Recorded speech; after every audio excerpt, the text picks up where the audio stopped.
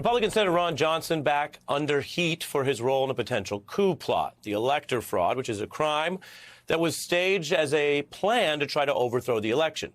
Another crime. And his role's under scrutiny more and more these days with the evidence that he was involved on this all the way back to early December.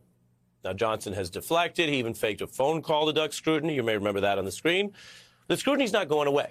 In a new Meet the Press interview, Johnson now says that this all happened because he was acting as a special courier between the U.S. president and the U.S. vice president. A defense so bizarre, bananas, and I'm sorry, but dumb sounding. You wonder why this is what they took years to come up with. Before you watch the new defense, remember, obviously, if any president needs to get documents to any vice president or the president's staff and lawyers, to the vice president's staff and lawyers, they walk down the hall and hand it over. Or they have aides do it. They don't need a senator in another branch of government. I wasn't. Are you being? I wasn't. That's false. I was never handed. That's not. I know you weren't handed incorrect. They were asking to hand it to you, and you were obviously contemplating it. So obviously Chuck, your staffer was dealing with it. No, Chuck, I never was. I was contacted by the attorney of the President of the United States.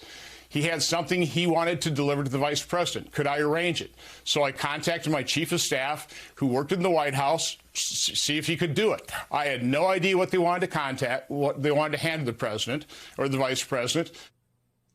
This is what he has now.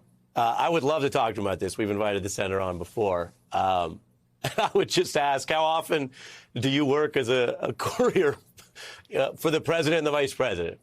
It's funny because it's dumb and doesn't make sense, but the issues, of course, do remain serious. Johnson's chief of staff famously hit a brick wall with Pence's aide on this. He explained to the Pence folks that he had this pile of fraud paperwork. He called it an alternate slate. The Pence aide says, do not give him that. Now, here's what's also new. The January 6th committee releasing more testimony with a text exchange between a top Wisconsin Republican official from December 7th, so way earlier. And he texts how Johnson was arguing for them to have the legislature choose the electors. OMG. The other official replies, what's he doing? Then the GOP chair says, well, there's all the pressure building to basically stage a coup and try to steal the race from the lawful electoral college. And the other staffer is basically aghast. Can he feel good about this? Does he believe we won here? I mean, these are private texts they never knew would go public. They thought Ron Johnson was completely on a collision course with the law. And that was a month before he famously acted as a courier for the Trump White House.